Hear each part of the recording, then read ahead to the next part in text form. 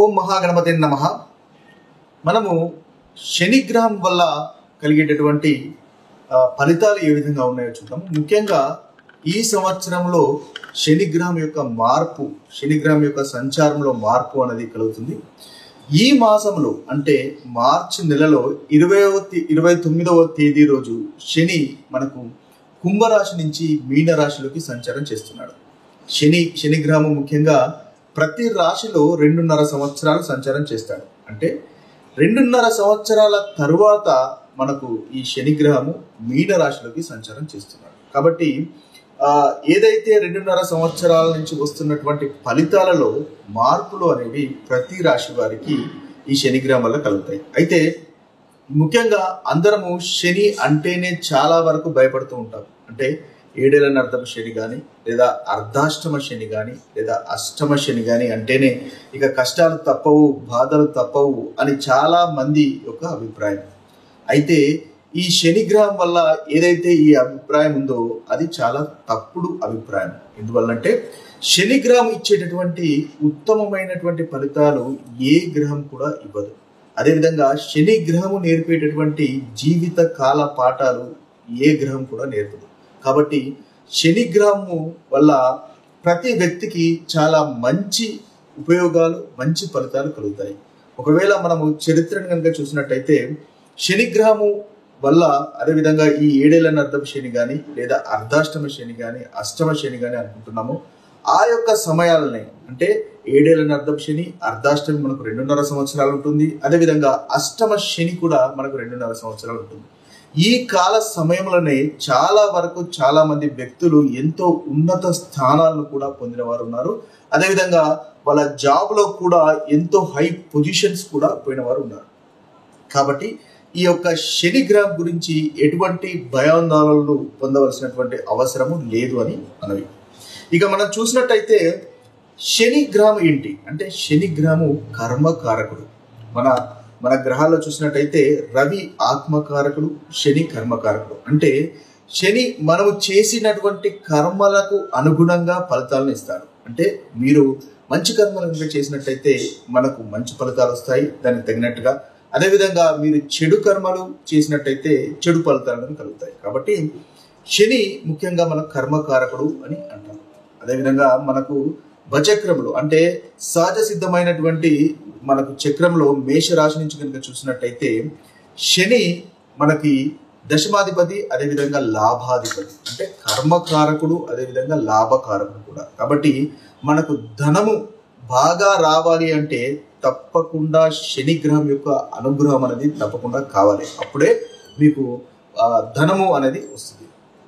ఇక మనము న్యూమరాలజీ ప్రకారంగా కూడా చూసినట్టయితే శనికి 8వ నంబర్ ఇస్తాం. అంటే మనకు శని 8వ నంబరు అనేది ధనానికి ముఖ్యంగా మూలకారణం. మనకు ధనము రావాలి అంటే తప్పకుండా మనకు శని అనుగ్రహం అనేది ఉండాలి. ఇక మనం జాతకంలో కూడా చూసినప్పుడు మనకు అన్ని రకాలైనటువంటి మనకు ఫలితాలు వస్తుంటాయి. అంటే గృహము నిర్మించుకోవడము, లేదా వివాహం కావడము, ధన లాభాలు, ఇవన్నీ కూడా మనకు జరుగుతున్నప్పుడు ఈ శనిగ్రహం యొక్క సంచారం వల్లనే, ఆయా గ్రహాలకు శనిగ్రహం యొక్క సంచారం కలిగినప్పుడు మాత్రమే ఈ ఫలితాలు అనేవి వస్తుంటాయి. ఎందువల్లంటే శనిగ్రహము జాతకంలో మనకు కలగాల్సినటువంటి ఫలితాలను ఎగ్జిక్యూట్ చేస్తూ ఉంటాడు.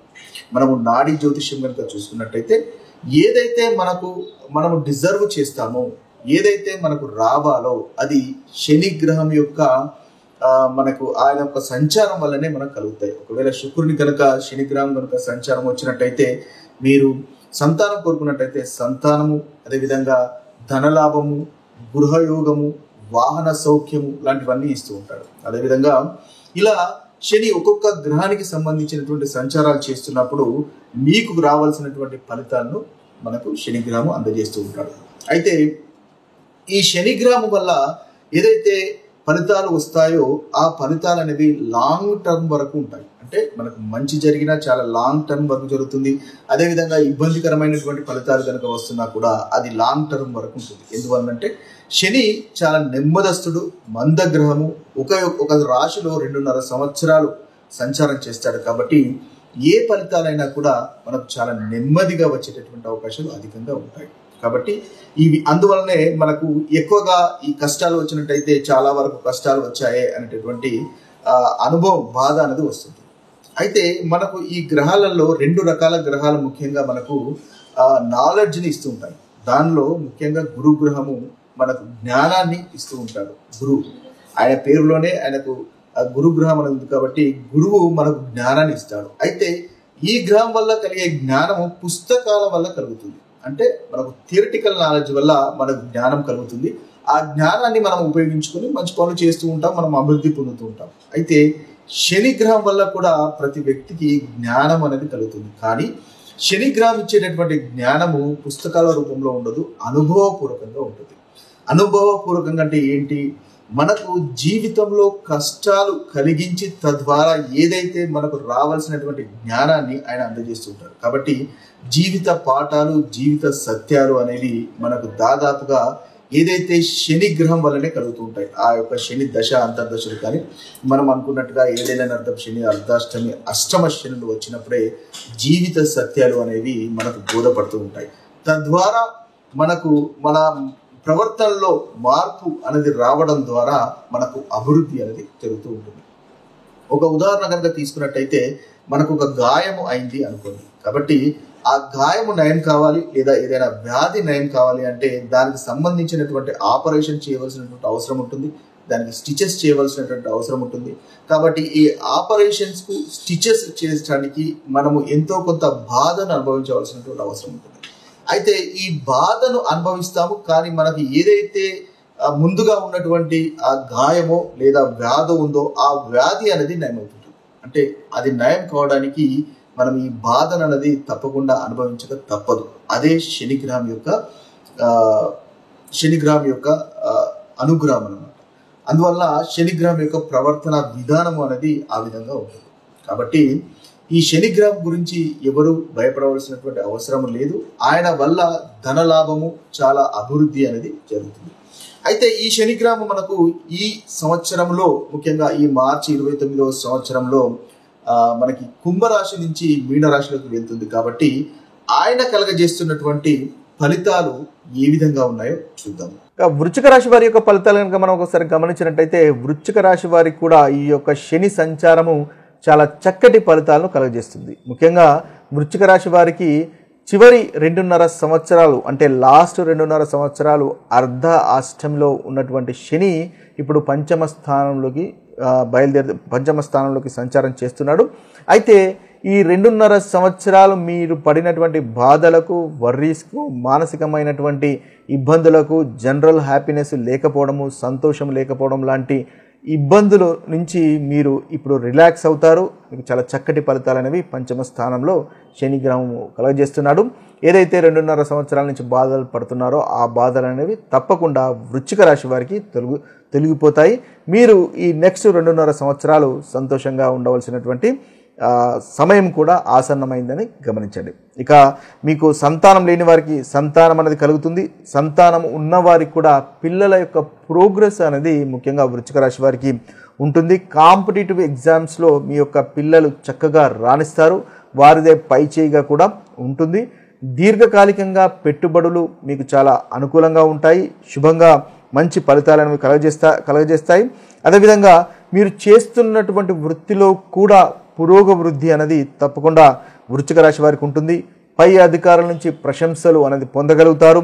ప్రమోషన్స్ కూడా మీకు ఈ యొక్క శని యొక్క సంచారం 2.5 సంవత్సరాల్లో తప్పకుండా చక్కటి ప్రమోషన్ అనేది వస్తుంది.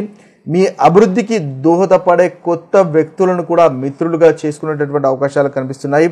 అయితే ఇలా మీకు చూసినట్టయితే కోర్టు వ్యవహారాల్లో కూడా మీకు చాలా చక్కటి ఫలితాలే అధికంగా గోచరిస్తున్నాయి. ఇవి స్థూలంగా వృశ్చిక రాశి వారికి ఈ శనిగ్రహం యొక్క సంచారం వల్ల కలిగేటటువంటి ఫలితాలు. ఇక శనిగ్రహము వల్ల కలిగేటటువంటి బాధలు తొలగిపోవడానికి పరిహారాలను కనుక మనం ఒకసారి గమనించినట్టయితే శనిదేవుని యొక్క ఆరాధన అనేది ముఖ్యంగా ఒక మంచి పరిహారంగా మనం చెప్పుకోవచ్చు.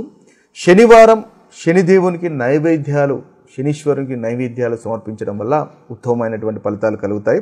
అదేవిధంగా శని గాయత్రి మంత్రము లేదా ఓం శం శనిశ్చరాయ నమః అనేటటువంటి మంత్రాన్ని కూడా శనివారం 108 సార్లు జపించడం వల్ల శనీశ్వరుని వల్ల కలిగేటటువంటి బాధలు తొలగిపోయే అవకాశాలు మనకు అధికంగా ఉంటాయి. అదేవిధంగా శని దేవునికి నల్ల నువ్వులతో నూనెతో కనుక మనము దీపం వెలిగించడం అనేది శుభప్రదంగా చెప్పుకోవచ్చు. ఇవే కాకుండా శనీశ్వరునికి ఇంకా వివిధ రకాలుగా పరిహారాలను చేసుకోవచ్చు. ఇక చూసినట్టయితే దానం చేయడం వల్ల కూడా శని వల్ల కలిగేటటువంటి బాధలు తొలగిపోతాయి. ముఖ్యంగా బీదలకు నల్లటి వస్త్రాలు దానం చేయడం వల్ల మంచి ఫలితాలు కలుగుతాయి. అదేవిధంగా గోశాలలో గోవుకు మనము ముఖ్యంగా సేవ చేసుకోవడం వల్ల కూడా మంచి ఫలితాలు కలుగుతాయి. అనాథలకు ఏదైనా తినడానికి మీరు ఇవ్వడం వల్ల, ఆహారం దానం చేయడం వల్ల కూడా శనిగ్రహం వల్ల కలిగేటటువంటి బాధలు తొలగిపోతాయి. అదేవిధంగా హనుమంతుని ఉపాసన చేయడము, హనుమాన్ చాలీసా పఠించడం వల్ల కూడా మనకి శనిగ్రహం వల్ల కలిగేటటువంటి బాధలు మనకు తొలగిపోతాయి. అదేవిధంగా మంగళవారము శనివారం, ముఖ్యంగా హనుమాన్ చాలీసా అనేది మంగళవారము శనివారము పఠించండి, తద్వారా మంచి ఫలితాలు అనేవి మీకు కలుగుతాయి. ఇక చూసుకున్నట్టయితే ముఖ్యంగా శని దేవుని యొక్క అనుగ్రహం పొందడానికి తీసుకోవాల్సినటువంటి నల్ల నువ్వులు తినడము, లేదా నల్ల నువ్వులతో చేసినటువంటి నూనెతో తలను మర్దనం చేసుకోవడం వల్ల కూడా మనకు మంచి ఫలితాలు అనేవి కలుగుతాయి. అదేవిధంగా ముఖ్యంగా శని కర్మకారకుడు. అన్నిటికంటే ముఖ్యంగా శని వల్ల కలిగేటటువంటి బాధలు తొలగిపోవాలంటే మనము డిసిప్లైన్డ్గా ఉండాలి, క్రమశిక్షణతో ఉండాలి, పెద్దలను గౌరవించాలి, తల్లిని ముఖ్యంగా గౌరవించడం వల్ల మంచి ఫలితాలు అనేవి కలుగుతాయి. ఎవరైతే డిసిప్లైన్గా ఉంటారో, వారు చేస్తున్నటువంటి కర్మ పైన ఫోకస్ చేస్తారో, మంచి పనులు చేస్తారో, ధర్మబద్ధంగా న్యాయబద్ధంగా ఇతరులను మోసం చేయకుండా ఉంటారో వారికి ఎటువంటి శని వల్ల కలిగేటటువంటి ఎటువంటి ఇబ్బందులు కలగవు. ఏదైతే అర్ధాష్టమ శని కానీ, అష్టమ శని కానీ, ఏడేళ్ల నర్ధపు శని కానీ జరుగుతుంది అనుకుంటున్నారో అలాంటి వారు ముఖ్యంగా ఈ ధర్మబద్ధంగా గనక మీ యొక్క ప్రవర్తన కనుక ఉన్నట్టయితే మీకు ఎలాంటి ఇబ్బందులు కలగవు. ఎందువల్లంటే శని కర్మకారకుడు, ధర్మబద్ధంగా నడవడాన్ని కోరుకుంటాడు. కాబట్టి ఆయన మీరు చేసేటటువంటి పనుల ప్రకారంగా ఫలితాలు ఎగ్జిక్యూట్ చేస్తాడు. కాబట్టి మీ యొక్క ప్రవర్తనలో మార్పు అనేది రావడం వల్ల మంచి ఫలితాలు అనేవి మీరు పొందగలుగుతారు. ఇక ముఖ్యంగా చూసినట్టయితే 7 ముఖాల రుద్రాక్షను ధరించడం వల్ల కూడా శనిగ్రహం వల్ల కలిగేటటువంటి ఫలితాలను మనము ఇంకా ఇంప్రూవ్ చేసుకోవచ్చు. ఇవి స్థూలంగా శనిగ్రహం వల్ల మంచి ఫలితాలు కలగడానికి తీసుకోవాల్సినటువంటి పరిహారం. ఇక మరొక వీడియోలో మరొక రాశి ఫలితాలతో కలుద్దాము. అంతవరకు సెలవు. సర్వే జనో సుజనో భవంతు, సర్వే సుజన సుఖినో భవంతు. నమస్తే.